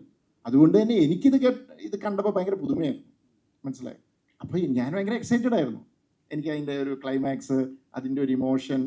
പിന്നെ എനിക്ക് ഈ സിനിമയിൽ എല്ലാം കഴിഞ്ഞിട്ട് ഞങ്ങൾക്കൊക്കെ ഉണ്ടായിരുന്ന ഒരു പേടി ഉണ്ടായിരുന്നത് ആ ക്ലൈമാക്സിൽ ക്യാരക്ടർ തിരിച്ച് നടക്കുന്ന ആ ഒരു ഇത് തന്നെയായിരുന്നു. അത് ഞാൻ പറഞ്ഞു റിസ്ക് എടുക്കാം, അങ്ങനെയെങ്കിൽ അങ്ങനെ. അതിനുവേണ്ടി ഒത്തിരി പേരോട് ഡിസ്കസ് ചെയ്തു സിനിമ കാണിച്ചിട്ടൊക്കെ. അപ്പോൾ അവരെല്ലാം പറഞ്ഞില്ല അങ്ങനെയല്ല, അത് ജസ്റ്റിഫൈഡ് ആണല്ലോ എന്ന് പറഞ്ഞു. പക്ഷെ എനിക്ക് ഭയങ്കര ഒരു സന്തോഷം എന്ന് വെച്ച് കഴിഞ്ഞാൽ കുറേ പേര് വിളിച്ചിട്ട് ഇങ്ങനെ മെസ്സേജൊക്കെ അയച്ചപ്പം ഞാൻ അവരോട് എടുത്ത് ചോദിച്ചപ്പോൾ അവർ പറഞ്ഞു, സാറേ ഭയങ്കര ഹെവിനെസ് ആയിരുന്നു, പക്ഷേ അതാണ് അതിൻ്റെ ശരി എന്ന് പറഞ്ഞപ്പോൾ ഓക്കെ, അപ്പം നമ്മുടെ ആ ഒരു ജഡ്ജ്മെൻറ്റ് തെറ്റിയിട്ടില്ല എന്ന് മനസ്സിലായി. അതിനകത്ത് ചിലരിങ്ങനെ പറഞ്ഞവരുമുണ്ട്, എന്നാലും അത് വേണമായിരുന്നോ എന്ന് ചോദിച്ചിട്ടുണ്ട്. അവർക്ക് എവിടെയോ ഒരു ഡലമയാണ്, അത് വേണം അങ്ങനെ. അപ്പം അതൊക്കെ ഈ സിനിമ കൊടുക്കുന്നൊരു എക്സ്പീരിയൻസ് ആണ്. ഇപ്പം തന്നെ പറഞ്ഞാൽ ഈ സിനിമ കാണുമ്പോൾ കുറച്ച് പേർക്ക് അഭിപ്രായ വ്യത്യാസമുള്ളതാണ്. ഞാൻ പറഞ്ഞ അതിനെ കറക്റ്റായിട്ട് ഫോളോ ചെയ്യാൻ പറ്റുന്നവർക്ക് അതിൻ്റെ എക്സ്പീരിയൻസ് കിട്ടുന്നത് ഭയങ്കര ഒരു പല തരത്തിലുള്ള ഇമോഷണൽ എക്സ്പീരിയൻസസ് ഉണ്ട്. എനിക്ക് ഒത്തിരി പറയാൻ പറ്റാത്തതെന്ന് വെച്ചാൽ പടം ഇപ്പോഴും ഓടിക്കൊണ്ടിരിക്കുകയല്ലേ. ഈ ഇമോഷണലി ആ ട്രാക്കിനെ ഫോളോ ചെയ്തവർക്ക് അത് വലിയൊരു മൊമെൻ്റാണ് സിനിമയിൽ. ഇമോഷണലി അല്ലാതെ ഇതൊരു ക്രൈം ത്രില്ലർ പോലെ മാത്രം ഫോളോ ചെയ്തവർക്ക് അത് ചിലപ്പോൾ കിട്ടണമെന്നില്ല. ആ ഇമോഷണൽ ഗ്രാഫിലൂടെ സഞ്ചരിച്ചവർക്ക് അത് ഭയങ്കര ഒരു മൊമെൻ്റാണ്. ഞാനിത് പറയാൻ കാരണം, ഞാൻ സിനിമ കണ്ടത് എൻ്റെ ഹസ്ബൻഡിൻ്റെ കൂടെയാണ്. ട്രിവാൻഡ്രത്ത് ഞങ്ങൾ തിയേറ്ററിൽ പോയി കണ്ടു. അപ്പോൾ അദ്ദേഹത്തിന് ഒട്ടും കഥ അറിയില്ല, അറിയുകയും വേണ്ട എന്ന് പറയുന്ന വളരെയധികം സിനിമയെ സ്നേഹിക്കുന്ന ഒരാളാണ്. ആള് സിനിമ മുഴുവൻ കണ്ടു കഴിഞ്ഞിട്ട് ആ ക്ലൈമാക്സ് പോർഷനിൽ ശരിക്കും ചോക്ടപ്പായി എന്ന് പറഞ്ഞു. എന്ന് വെച്ചാൽ it's so deep, there are so many layers to that എന്ന് പറഞ്ഞിട്ട്. അപ്പോൾ എനിക്ക് മനസ്സിലായി അത് കഥ അറിയാത്ത ഒരാളുടെ ഫീഡ്ബാക്ക് എനിക്ക് വളരെ സത്യസന്ധമായിട്ട് കിട്ടിയപ്പോൾ ഞാനും വിചാരിച്ചു ഓക്കെ അങ്ങനെ ഫോളോ ചെയ്യുന്നുണ്ട്, ഇമോഷണലി ആ ട്രാക്കിനെ ഫോളോ ചെയ്ത്. എനിക്ക് തോന്നുന്നു ബിജു ചേട്ടൻ ചെയ്തൊരു വളരെ ബ്യൂട്ടിഫുൾ പെർഫോമൻസ് ആണ്. അത് പ്രത്യേകിച്ച് എൻ്റെ ഹസ്ബൻഡ് അറിയിക്കാനും പറഞ്ഞു. Because he enjoyed it so much. സട്ടിലായിട്ട് അത് പെർഫോം ചെയ്യാൻ എളുപ്പമുള്ളൊരു പെർഫോമൻസ് അല്ല അത്. ആസ് ആൻ ആക്ടർ എനിക്കത് പറയണമെന്ന് തോന്നി. ഇപ്പോൾ അതെ ഇപ്പോൾ പറഞ്ഞ പോലെ തന്നെ വെറ്ററൻസ് ആയിട്ടുള്ള ഒരുപാട് പേരുടെ ഒരുപാട് നോളജ്, എൻ്റെ വയസ്സിനേക്കാളും കൂടുതൽ എക്സ്പീരിയൻസ് ഉള്ള ആളുകളുടെ കൂടെയാണ് ഞാനിപ്പോൾ ഇരിക്കുന്നതും അസോസിയേറ്റ് ചെയ്യുന്നതും. അപ്പോൾ ഒരു ബഡ്ഡിങ് ആക്ടർ എന്നുള്ള നിലയിൽ ഇപ്പോൾ പഠിച്ചുകൊണ്ടിരിക്കുകയാണ് ഞാനിപ്പോഴും എന്താണ് ഒരു പിച്ച വെച്ച് തുടങ്ങുന്നുള്ളൂ. ഒരുപാട് കാര്യങ്ങൾ ഇനിയും ഒരുപാട് കാര്യങ്ങൾ പഠിക്കാനുണ്ട്. അപ്പം ഓരോ സിനിമാ സെറ്റുകളിൽ പോകുമ്പോഴും എന്നെ തന്നെ ഇമ്പ്രൂവ് ചെയ്യാൻ വേണ്ടിയിട്ട് ശ്രമിക്കുകയാണ്. ഇതുപോലെ മമ്മൂക്കെ പറഞ്ഞ പോലെ തന്നെ ഇപ്പം തേച്ച് മിനുങ്ങാണല്ലോ. ഇപ്പോഴും ചിലപ്പോൾ ഒരുപാട് കല്ലിൽ ഒരുപാട് മുനകളും ഒരുപാട് അങ്ങനെയുള്ള ഒരു കല്ലായിരിക്കും ഞാൻ. അപ്പോൾ അത് ഞാൻ തേച്ച് ഇനിയും മിനുക്കുക എന്നുള്ളൊരു ശ്രമത്തിലാണ് ഞാനിപ്പോൾ. ആടുജീവിതത്തിന് ശേഷം ആടുജീവിതത്തിൻ്റെ ഒരു ലൊക്കേഷനും അവിടുത്തെ ഒരു ഇതിൽ നിന്ന് വ്യത്യസ്തമായിട്ടുള്ളൊരു ലൊക്കേഷനും കാര്യങ്ങളൊക്കെയാണ് വലതുവശത്തെ കണ്ണിൽ. അപ്പോൾ അതിലേക്ക് വന്നപ്പോൾ ഉള്ളൊരു മാറ്റവും അതുപോലെ ഇപ്പം ബിജു ചേട്ടൻ്റെ മകനായിട്ട് അഭിനയിച്ചപ്പോൾ ഉള്ളൊരു എക്സ്പീരിയൻസും ഒന്ന് ഷെയർ ചെയ്യാമോ? ഇപ്പോൾ ആടുജീവിതത്തിൽ ഇപ്പോൾ മൊത്തത്തിൽ ജോഗ്രഫി ആവട്ടെ, മൊത്തത്തിൽ കഥാപാത്രം ഫീൽ ചെയ്യുന്ന കാര്യങ്ങളാവട്ടെ, മൊത്തത്തിൽ എനിക്ക് തോന്നുന്ന 2 ധ്രുവങ്ങളിലാണ് 2 കഥാപാത്രങ്ങളും നിൽക്കുന്നത് എന്നുള്ളത്. അപ്പോൾ അതായി ഇപ്പോൾ പറഞ്ഞ പോലെ തന്നെ ഒരു എക്സ്ട്രീം ഓപ്പോസിറ്റ് സാധനങ്ങളായിരുന്നു രണ്ട് പേർക്കുണ്ടായിരുന്നു ക്യാരക്ടേഴ്സിന്. ആടുജീവിതത്തിന് ഇതുപോലെ കുറേ ജോഗ്രഫി അല്ലെങ്കിൽ മേക്കപ്പ് അങ്ങനത്തെ കുറേ കാര്യങ്ങൾ എന്നെ സപ്പോർട്ട് ചെയ്യാനുണ്ടായിരുന്നു, ആ ക്യാരക്ടറിനെ സപ്പോർട്ട് ചെയ്യാനായിട്ട്. ഈ കഥാപാത്രത്തിന് കൂടുതലും എനിക്ക് തോന്നുന്നത് അങ്ങനെ സപ്പോർട്ട് ചെയ്യാനുള്ള സാധനങ്ങൾ അധികം ഇല്ലായിരുന്നു എന്നുള്ളത്. പക്ഷേ അവൻ്റെതായിട്ടുള്ള ഒരു വിക്ടിം എന്നുള്ള രീതിയിലാണ് ഞാൻ അവനെ നോക്കിക്കണ്ടത്. ഒരു ടോക്സിക് പാരൻറ്റിങ്ങിൻ്റെ ഒരു വിക്ടിം എന്നുള്ള രീതിയിൽ ഒരുപാട് വേറൊരു രീതിയിലല്ലാതെ വിക്ടിമാണ് അവൻ, ആ ഒരു കഥാപാത്രം എന്ന് പറയുന്നത്. അപ്പോൾ ഞാൻ നേരത്തെ പറഞ്ഞിട്ടുണ്ട്, ഇതുപോലത്തെ ഒരുപാട് വിക്ടിംസ് എനിക്ക് തോന്നുന്ന സൊസൈറ്റിയിൽ ഒരുപാട് ഉണ്ട്. ഒരുപാട് ഇതുപോലെ പാരൻറ്റിങ്ങിൻ്റെ പ്രശ്നങ്ങളായിട്ട് ഇതുപോലെ തെറാപ്പിക്ക് എടുക്കുന്ന കുറച്ചധികം ഫ്രണ്ട്സ് എനിക്കുണ്ട്. അപ്പോൾ അവരൊക്കെ ഞാൻ കണ്ടിട്ടുണ്ട്. അപ്പോൾ അതിൻ്റെ കുറച്ച് ഷെയ്ഡ്സും മേ ബി ഈ ഒരു കഥാപാത്രത്തിൽ നിങ്ങൾക്ക് കാണാൻ പറ്റിയിട്ടുണ്ടാവാം. പിന്നെ സെറ്റിൽ ഇതുപോലെ അഭിനയിക്കുമ്പോഴൊക്കെ ഇപ്പോൾ ബിജു ചേട്ടൻ്റെ മുമ്പിൽ ബിജു ചേട്ടൻ ആ ക്യാരക്ടറൊക്കെ പിടിച്ചിരിക്കുന്ന ആ മാനറിസങ്ങളും സാധനങ്ങളൊക്കെ പിടിച്ചിരിക്കുന്ന കാണുന്നൊരു ടെക്സ്റ്റ് ബുക്ക് ആയിരുന്നു ഇപ്പോൾ എന്നെപ്പോലൊരു ബഡിങ് ആക്ടറിൻ്റെ ഒരു ടെക്സ്റ്റ് ബുക്ക് ആയിരുന്നു. So being optimistic miles to go before I sleep. ഞാൻ നേരത്തെ പറഞ്ഞില്ല, നമുക്ക് പെർഫോം ചെയ്യാൻ സ്കോപ്പ് ഉണ്ടോ എന്ന് നോക്കും, പിന്നെ മാക്സിമം കൂല് കാണിക്കാനുള്ള ചാൻസ് ഉള്ള ക്യാരക്ടേഴ്സ് നോക്കും, സേഫ് ആയിട്ടുള്ള ജോണർ പിടിക്കുന്നത്, അത് വർക്കൗട്ട് ആവാൻ ചാൻസ് ഉള്ള, തിയേറ്ററിലെ ആക്സെപ്റ്റൻസ് ഉള്ള, നമ്മളെ അംഗീകരിക്കുന്ന സിനിമ വർക്കൗട്ട് ആവുന്ന, സിനിമ തിയേറ്ററിൽ ഹിറ്റാവുന്ന, അങ്ങനത്തെ ഒരുപാട് ഘടകങ്ങൾ എല്ലാം കൂടെ ചേർന്ന് വരുമ്പോഴാണ് നമ്മളൊരു ക്യാരക്ടർ സെലക്ട് ചെയ്യുക. എനിക്കൊരു ആക്ടർ എന്ന രീതിയിൽ എനിക്കിപ്പോൾ ഒരു നെഗറ്റീവ് ഷെയ്ഡുള്ള ഒരു കള്ളൻ്റെ ആണെങ്കിലും ഒരു പോലീസിൻ്റെ എന്താണെങ്കിലും നമുക്ക് പെർഫോമൻസിന് സ്കോപ്പ് ഉണ്ടെങ്കിൽ ഏത് ക്യാരക്ടർ ആണെങ്കിലും കുഴപ്പമില്ല എന്നുള്ളതാണ് നമ്മൾ നോക്കുന്നത്. ഒരു ക്യാരക്ടറിൻ്റെ ഒരു ഇത് ശ്രദ്ധിക്കുക. ഇതൊരു ടിപ്പിക്കൽ ത്രില്ലർ അല്ല. ഇതിനകത്ത് നിങ്ങൾ ഭയങ്കരമായ ട്വിസ്റ്റും സസ്പെൻസും പ്രതീക്ഷ വരരുത്. കാരണം ഇതിൻ്റെ ഇമ്പോർട്ടൻസ് അവിടെയല്ല. ഇതൊരു ഇമോഷണൽ ക്രൈം ഡ്രാമയാണ്. ഞങ്ങളുടെ ഇൻ്റർവ്യൂസിലെല്ലാം പറഞ്ഞിരുന്നു. പക്ഷേ എന്നിട്ടും ചില ആൾക്കാർ വന്നിട്ട് പറഞ്ഞു, നമ്മളോട് വിളിച്ചും മെസ്സേജും ഒക്കെ ഇടുമല്ലോ, ആ സിനിമ കൊള്ളാം പക്ഷേ മെമ്മറീസ് പോലെ ആയില്ല. ഞാൻ പറഞ്ഞത് മെമ്മറീസ് അല്ല ഞങ്ങൾ ചെയ്തത്, മെമ്മറീസ് ടോട്ടലി ഡിഫറെൻറ്റ്. അല്ലെ ദൃശ്യം ടോട്ടലി ഡിഫറെൻറ്റ് ഫിലിം. പക്ഷേ എന്നെ സംബന്ധിച്ചുള്ള അത് പുതുമയല്ല. കാരണം ഞാൻ ലൈഫ് ഓഫ് ജോസൂട്ടി എന്ന് പറഞ്ഞ സിനിമ ചെയ്തപ്പം, ദൃശ്യം കഴിഞ്ഞ് ഇമീഡിയറ്റ് ചെയ്തപ്പോൾ ഞാൻ എൻ്റെ ടാഗ്ലൈൻ തന്നെ no suspense no twist only life of Josutty എന്ന് എഴുതിയിട്ട് ആ പടത്തിലും ട്വിസ്റ്റ് പ്രതീക്ഷിച്ച ആൾക്കാരാണ് എന്നെ വിളിച്ചപ്പോൾ, ചേട്ടാ എന്തെങ്കിലും ഒരു ട്വിസ്റ്റ് ഉണ്ടാവുമെന്ന് വിചാരിച്ചു. അപ്പോൾ അത് അങ്ങനെ കരുതുന്നവർക്ക് പടം നിരാശയായിരിക്കാം. അതുകൊണ്ടാണ് അങ്ങനെ നിരാശപ്പെടാതിരിക്കാൻ വേണ്ടി തുടക്കത്തിൽ അത് പറഞ്ഞത്. ഇത് ശരിക്കും ഒരു ത്രില്ലർ. ഇതിനെക്കുറിച്ച് ഒരാൾ, ഞാൻ ഇത് പേര് പറയുന്നില്ല, ഒരാൾ റിവ്യൂ ചെയ്തിരുന്നു. എനിക്ക് ഭയങ്കരമായിട്ട് ഇഷ്ടപ്പെട്ടു. പുള്ളിക്ക് അത് കറക്റ്റായിട്ട് കിട്ടി. പുള്ളി പറഞ്ഞു ഇതിനകത്ത് സസ്പെൻസും ഇതൊന്നുമല്ല, ഇതിനകത്ത് നല്ലൊരു സോഷ്യൽ മെസ്സേജുള്ള നല്ല ഒരു ഒരു മാറ്റർ ഒരു ത്രില്ലർ ജോണറിനകത്തുകൂടെ പറഞ്ഞു പോയി. അത് ഭയങ്കര രസമായിട്ട് അത് പറഞ്ഞിട്ടുണ്ട് എന്ന് പറഞ്ഞു. അത് കിട്ടിയവർക്ക് അത് കിട്ടും. അപ്പം അല്ലാത്തവരിപ്പോൾ സസ്പെൻസ് പ്രതീക്ഷിച്ച് വരുന്ന ഒരാൾക്ക് അത് കിട്ടാതെ വരുമ്പോൾ നിരാശപ്പെടും, സ്വാഭാവികമാണ്. അപ്പം ഞാനൊരിക്കലും അണ്ടർ എസ്റ്റിമേറ്റ് ചെയ്ത് കണ്ടതല്ല. നമ്മൾ പ്രേക്ഷകർക്ക്, മലയാളി പ്രേക്ഷകർ, ഞാൻ അത്രയും പ്രബുദ്ധരായ പ്രേക്ഷകരെന്ന് കരുതുന്നതുകൊണ്ടാണ് ഇങ്ങനെ ഒരു മാറ്റത്തിന് ഞാൻ ധൈര്യപ്പെടുന്നത്. കാരണം അല്ലെങ്കിൽ അവർ നിലം തൊടാതെ പോകും. അപ്പം നമ്മളെ സംബന്ധിച്ചോളം ഇപ്പോൾ കിട്ടുന്ന ഫീഡ്ബാക്സിലും അതാണ്. എല്ലാവരും എന്താ ഫാമിലി ആയിട്ടും അല്ലാതെയും എന്നെ ഒത്തിരി പേര് വിളിച്ച് പറയുന്നുണ്ട്. അതിന് അഭിപ്രായ വ്യത്യാസമുള്ളവരുണ്ട്. It's not a perfect cinema, flaws ഒക്കെ ഉണ്ട്. ഇതിനകത്ത് തന്നെ കുറേ ലോജിക് ഇഷ്യൂസൊക്കെ നമ്മൾ ഇത് ചെയ്തു. കാരണം ഒരു സിനിമാറ്റിക് എക്സ്പീരിയൻസ് കൊടുക്കുക, അതിനകത്ത് ഒരു ഇമോഷൻ വർക്കൗട്ട് ചെയ്ത് അതിനെ ഇമോഷണലി കൊണ്ടുപോവുക, അതിന് വേണ്ടിയിട്ട് കുറച്ച് ചെറിയ കാര്യങ്ങളൊക്കെ വിട്ടുവെച്ച് ചെയ്തിട്ടുണ്ട്. പക്ഷെ അത് ആ സിനിമയെ ഫീൽ ചെയ്യുന്നുണ്ടെന്നാണ് ഞങ്ങൾക്ക് കിട്ടുന്ന റിപ്പോർട്ടിൽ നിന്ന് ഞങ്ങൾ മനസ്സിലാകുന്നത്. അദ്ദേഹമാണ് ഈ വീരസ്പ അല്ലെങ്കിൽ എൻസൈക്ലോപീഡിയ ഒക്കെ വെച്ചിട്ട് വർക്ക് ചെയ്യുക. അതുപോലത്തെ ഒരു ഏരിയ ഉണ്ടല്ലോ ഇതിനകത്ത്. സോ അത് ഓഡിയൻസിനെ എങ്ങനെ കണക്റ്റ് ആവും? അത് കുറച്ചധികം ചിന്തിക്കേണ്ട ഒരു ഓഡിയൻസിന് ആ ഏരിയയിൽ എന്തെങ്കിലും ഡൗട്ട്ഫുൾ ആയിട്ട് ഒരു ഏരിയ ഉണ്ട്? ആ ഏരിയ എന്ന് വെച്ചാൽ സെക്കൻഡ് ഹാഫിൽ മൊത്തത്തിൽ ഇപ്പോൾ ഇതിനകത്തൊരു ഇതുണ്ട്. കുറച്ച് പേർക്ക് സിനിമ ഇഷ്ടപ്പെടും, ചിലർ പറയുന്നുണ്ട് ചില കാര്യങ്ങൾ മനസ്സിലായില്ല, കിട്ടിയില്ല എന്ന് പറയുന്നുണ്ട്. ഇതിൻ്റെ സെക്കൻഡ് ഹാഫിനകത്ത് ഇപ്പോൾ സിനിമ കണ്ടവർക്കറിയാം, ഞങ്ങളത് ഷൂട്ട് ചെയ്യുന്നപ്പോൾ ഞാനും സതീഷും കൂടെ ഡിസ്കസ് ചെയ്ത് ഷൂട്ട് ചെയ്തത് എന്ന് വെച്ചാൽ വൺസ് ഈ പ്രശ്നമൊക്കെ തുടങ്ങിക്കഴിഞ്ഞാൽ പിന്നെ കുറച്ച് സമയത്തെ കഥയാണിത്. അവിടെ ഞങ്ങളുടെ ഷോട്ടുകളെല്ലാം മൂമെൻറ്റിലാണ്. അത് ഞങ്ങൾ ട്രോളി ഷോട്ട്സും വേണ്ടാന്ന് വെച്ചു, ഫുൾ സ്റ്റഡി ക്യാം വെച്ചിട്ടുള്ള എല്ലാം ഇതിലാണ്. കാരണം ഒരു കെയോസ് സിറ്റുവേഷനാണ്. അപ്പം അവിടെ ഒരു സ്പീഡ് ഫീൽ ചെയ്യണം, ആ ഒരു ഇത്. അപ്പം ഇപ്പം എനിക്ക് രണ്ട് തരത്തിലുള്ള ഇത് കിട്ടുന്നുണ്ട്. അപ്പം ആൾക്കാർ ഇത് വിളിച്ച് ചോദിക്കുന്നുണ്ട്, കാരണം അവർക്ക് സിനിമ ഇഷ്ടപ്പെട്ടു, പക്ഷെ ചില ഡൗട്ട്സ് ഉണ്ട്. ചിലർക്കിത് മനസ്സിലാകാതെ, കാരണം ഇത് സെക്കൻഡ് ഹാഫ് വളരെ സ്പീഡിലാണ് പോകുന്നത്. അപ്പം ഇത് വളരെ ഇതായിട്ട് വാച്ച് ചെയ്ത് നിൽക്കുന്നവർക്ക് അത് കണക്ട് ചെയ്ത് പോകാം. ഇതിൻ്റെ ഇടയ്ക്കൊന്ന് ഫോണിലേക്ക് പോയി ഡിസ്ട്രാക്റ്റഡ് ആയപ്പോൾ ആ കണക്ഷൻ പോകും.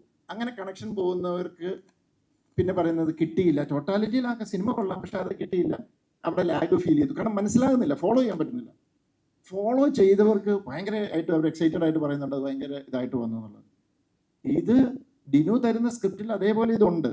പക്ഷേ ഇതിൻ്റെ ഒരു ഫൈനൽ, ഇതിൻ്റെ ഒരു ബിജുവിൻ്റെ ഫ്രണ്ടിൽ ഒരു പ്രസൻറ്റേഷൻ ഉണ്ട്. അത് ഞാനൊരു മീഡിയം ആക്കിയതാണ്, ഓഡിയൻസിനോട് അടുത്തേക്ക് കമ്മ്യൂണിക്കേറ്റ് ചെയ്യാൻ. There is no other medium. പുള്ളിയുടെ മനസ്സിലുള്ള ഒരു കാൽക്കുലേഷനാണത്. അതൊരു സിനിമാറ്റിക് ഇതിനു വേണ്ടി ഒരു മീഡിയമായിട്ട് നമ്മളതിനെ കാണിച്ചെന്നേ ഉള്ളൂ. അതല്ലാതെ അങ്ങനെ ഉണ്ണിയേട്ടൻ്റെ പടങ്ങളിലങ്ങനെ ഉണ്ടോ ഇല്ലയോ അതൊന്നുമല്ല. ഇത് ഡിനു കൊണ്ടുവന്ന സ്ക്രിപ്റ്റിനകത്ത് ഇതുണ്ട്. എനിക്ക് ആ സ്ക്രിപ്റ്റിനകത്ത് അധികം ഒന്നും മാറ്റങ്ങളൊന്നും വരുത്തേണ്ട വന്നിട്ടില്ല. പിന്നെ ഈ സെക്കൻഡ് ഹാഫ് ഞങ്ങൾ ഒരു പ്രത്യേക രീതിയിലാണ് അതിൻ്റെ ഒരു പ്ലാൻ ചെയ്തത്. അതുകൊണ്ട് ഇച്ചിരി സ്പീഡിലാണത്. പക്ഷേ ആ സ്പീഡ് ഞങ്ങൾക്ക് കുറയ്ക്കാൻ പറ്റത്തില്ല, ആ കെയോസ് ഫീൽ ചെയ്യണം. അതുകൊണ്ടാണ് ആ ടെൻഷനും ഇതും വരുന്നത്. അതുകൊണ്ട് ഇനി സിനിമ കാണാത്തവർ കാണുന്നുണ്ടെങ്കിൽ ആ സെക്കൻഡ് ഹാഫൊക്കെ കുറച്ചൊന്ന് ഡിസ്ട്രാക്റ്റഡ് ആകാതെ ഒന്ന് ഫോളോ ചെയ്താൽ കുറച്ചുകൂടെ നിങ്ങൾക്ക് ആ എൻജോയ്മെൻറ്റ് കിട്ടും. ബിജുട്ട, ഇപ്പോൾ വാർഷിക പദ്ധതി പോലെ വർഷത്തിലൊരു പോലീസ് വേഷമെങ്കിലും വരുന്നുണ്ടല്ലോ, അതിൽ വ്യത്യസ്തത കണ്ടെത്തുക വളരെ പ്രയാസമാണ്. ഇപ്പം ഇതിനകത്ത് അയാൾക്ക് പണത്തിനോടുള്ള കൊതി, തലവൻ്റെ സിസ്റ്റത്തിനകത്ത് തന്നെ നിൽക്കാനുള്ളൊരു ശ്രമം, അങ്ങനെ ഓരോന്നിലും എന്തെങ്കിലും വ്യത്യസ്തമായിട്ട് കണ്ടുപിടിക്കണ്ടല്ലോ. ഇത് എത്രമാത്രം ശ്രമകരമാണ് ഒരു പുതിയ പോലീസുകാരനെ മനസ്സിൽ രൂപപ്പെടുത്തിയെടുക്കുക? നല്ല ശ്രമകരമാണ് ആക്ച്വലി. ഞാൻ ഒരുപാട് ഒരു പോലീസ് ക്യാരക്ടേഴ്സ് ഒരുപാട് വരുന്നുണ്ട്. നമുക്ക് കുറച്ച് മടുപ്പുണ്ടെന്ന് തന്നെ പറയാം. അതിൽ നിന്ന് ബെറ്ററായിട്ട് സെലക്ട് ചെയ്യാൻ ഒരു സിനിമ കഴിയുമ്പോൾ നമ്മളൊരു പെർഫോമൻസ് വരും. ഒരു ആക്ടർ എന്ന രീതിയിൽ ഒരു ബെറ്റർമെൻ്റ് ഉണ്ടാകാൻ വേണ്ടി ഒരു ക്യാരക്ടറിനെ പെർഫോം ചെയ്യാൻ സ്കോപ്പ് ഉണ്ടോന്നോ. ഈ സിനിമ അത്തരത്തിൽ എനിക്കൊരു സേഫ് ഏരിയ ആയിരുന്നു. രഞ്ജിത്തിൻ്റെ ഡയറക്ഷനിൽ എനിക്ക് പെർഫോം ചെയ്യാൻ നല്ല സ്കോപ്പുള്ളൊരു ക്യാരക്ടറായിട്ട് എനിക്ക് ഫീൽ ചെയ്തു. എനിക്ക് സേഫ് ആയിട്ടുള്ളൊരു സബ്ജക്റ്റാണ്. ഇപ്പം ജോജു മറ്റ് ആർട്ടിസ്റ്റുകളും എല്ലാം ഉണ്ട്. ആ രീതിയിൽ ഒരു നെഗറ്റീവ് ഷെയ്ഡുണ്ട് ഈ ക്യാരക്ടറിന്. ഒരുപാട് ഇമോഷണൽ, ഒരുപാട് തലങ്ങളിൽ കൂടെ നമുക്ക് ആക്ടർ എന്നില്ല പരീക്ഷണം നടത്താനുള്ള ഏരിയകളുണ്ട്. എനിക്ക് ബെറ്റർമെൻ്റ് സ്കോപ്പ് ഉണ്ട്. ആ രീതിയിലാണ് സെലക്ട് ചെയ്യുന്നത്. ഇപ്പോൾ വനിതാ പോലീസും കൂടി ഉള്ളൂ ചെയ്യാൻ. ഈ നെഗറ്റീവ് ഷെയ്ഡ്സ് എൻജോയ് ചെയ്യുന്നുണ്ടോ? അത് അതിനെക്കുറിച്ചൊരു സ്വാതന്ത്ര്യം കിട്ടുന്ന പോലെ തോന്നുന്നുണ്ടോ? എനിക്കിഷ്ടമാണ് ആക്ച്വലി ചെയ്യാൻ, വളരെ ഇഷ്ടമാണ് എനിക്ക്. അത് പെർഫോം ചെയ്യാൻ സ്കോപ്പ് കൂടുതൽ അവിടെയാണ്. മറ്റേ നമുക്ക് കുറച്ച് റെസ്ട്രിക്ഷൻ ഉണ്ടാവും. ഒരു ഹീറോ എന്നൊക്കെ പറയുമ്പോൾ കുറച്ച് എവിടെയെങ്കിലും നമ്മളെ കിട്ടിയിടേണ്ടി വരും. ചുറ്റുപാടുകളില്ലാതെ നമുക്ക് കൊണ്ടുപോകുന്നു, അടിയിൽ രക്ഷപ്പെട്ടു പോകാവുന്നു. നെഗറ്റീവ് ഷെയ്ഡ്സ് തന്നെയാണ്. സട്ടിലിറ്റി ഉണ്ടല്ലോ ഇതിനകത്ത്. അയാൾക്ക് ഒരു പ്രത്യേക കാര്യത്തിനോടുള്ള ഒരു ആർത്തി കാണിക്കുന്ന സട്ടിലിറ്റി ഉള്ള ഒരുപാട് പോർഷൻസ് ഉണ്ട് ഫ്ലാഷ് ബാക്കിലും ഇൻട്രൊഡക്ഷൻ സീൻ തന്നെ. അപ്പോൾ അപ്പം അവിടെ എന്തായിരുന്നു കമ്മ്യൂണിക്കേഷൻ? ഇയാളെ എങ്ങനെ ഇയാൾക്ക് ഒരു കാര്യത്തിനുള്ള ഒരു കൊതി എങ്ങനെ കാണിക്കണം, അതെങ്ങനെ കമ്മ്യൂണിക്കേറ്റ് ആവണമെന്നായിരുന്നു ഒരു ഡിസ്കഷൻ? അപ്പോൾ ഡിനു എഴുതിയിട്ടുള്ള പോലെ തന്നെ ജിത്തുമായിട്ട് നമ്മൾ ഒരു സീൻ മുമ്പ് സംസാരിക്കുമല്ലോ. നമ്മൾ ഇപ്പോൾ ആദ്യം ഈ സീൻ എടുക്കുമ്പോൾ തന്നെ എനിക്ക് സ്റ്റോർഡറിൽ എടുത്തത് ആ സീൻസ് തന്നെയായിരുന്നു. എടുത്തപ്പോൾ നമ്മൾ അതിൽ എവിടെയൊക്കെയോ എവിഡൻ്റ് ആയിട്ട് തോന്നും ഇയാൾക്കൊരു ഷെയ്ഡ് ഉണ്ടെന്ന് തോന്നും. അപ്പോൾ അങ്ങനെ പോകണോ ജിത്തു, നമ്മൾ ഒളിച്ചു വെച്ചിട്ട് പിന്നെ റിവീൽഡായാൽ മതി. ജിത്തുവിന് കിട്ടിപ്പോയിക്കോട്ടെ. അങ്ങനെ നമ്മൾ തുടക്കത്തിൽ അങ്ങനെ തന്നെയാണ് ആൻ്റണി എസ്റ്റാബ്ലിഷ് ചെയ്യുന്നതും കൊണ്ടുപോകുന്നതും. ആ ഒരു ചെറിയൊരു കറക്ഷൻ്റെ ഏരിയ ഒക്കെ ഉണ്ട്. അപ്പോൾ ആ രീതിയിലാണെന്നൊക്കെ ഓരോ സീനിന് മുമ്പ്. കാരണം ഇത് കുറച്ച് റിസ്ക് ഉണ്ടായിരുന്നു ഷൂട്ട് ചെയ്യാനായിട്ട്. കാരണം ഈ ചെറിയ ടൈം ബാറിൻ്റെ ഉള്ളിൽ നടക്കുന്ന ഒരു സ്റ്റോറി ആയതുകൊണ്ട് പാളിപ്പോകാൻ വളരെ ചാൻസുകളുണ്ട്. കാരണം നമ്മൾ പല ദിവസങ്ങളിലും പല സമയത്തും ഷൂട്ട് ചെയ്യുന്നതുകൊണ്ട് ഈ കണ്ടിന്യൂറ്റി നമുക്ക് വലിയ ബുദ്ധിമുട്ടാണ് അത് മെയിൻറ്റെയിൻ ചെയ്യാനായിട്ട്. കാരണം വന്നൊരു സ്പീഡും ഒക്കെ മാനേജ് ചെയ്യാൻ ഭയങ്കര ബുദ്ധിമുട്ട്. അപ്പോൾ നമ്മുടെ ഏരിയ ഇപ്പോൾ ഓരോ സീനിന് മുമ്പ് ഡിസ്കസ് ചെയ്യും നമ്മളിത് എങ്ങനെ ആയിരിക്കണം, ഇവിടെ കുറച്ചും കൂടെ ഓപ്പൺ ആയിട്ട് ചെയ്യണോ, കുറച്ചും കൂടെ സെറ്റിലായിട്ട് ചെയ്യണോ, എല്ലാം നമ്മളൊരു ടീം വർക്കാണ്, ഡിസ്കഷനിൽ പോകുന്നതാണ്. ഇത്തരം സബ്ജക്ട്സ് അങ്ങനെ ഹാൻഡിൽ ചെയ്യാൻ പറ്റുമോ, നമ്മുടെ ജഡ്ജ്മെൻറ്റിൽ കറക്റ്റ് എന്താണെന്ന് ആ രീതിയിൽ പോകുന്നു. പിന്നെ ടോട്ടലി കാണുമ്പോൾ അത് ഓക്കെ ആയിരിക്കുന്ന നമ്മുടെ ഒരു തീരുമാനമാണ്. വർക്കൗട്ട് ആണെന്ന് നമ്മൾ വിചാരിക്കുന്നു. വർക്കൗട്ട് ആയാലും സന്തോഷം.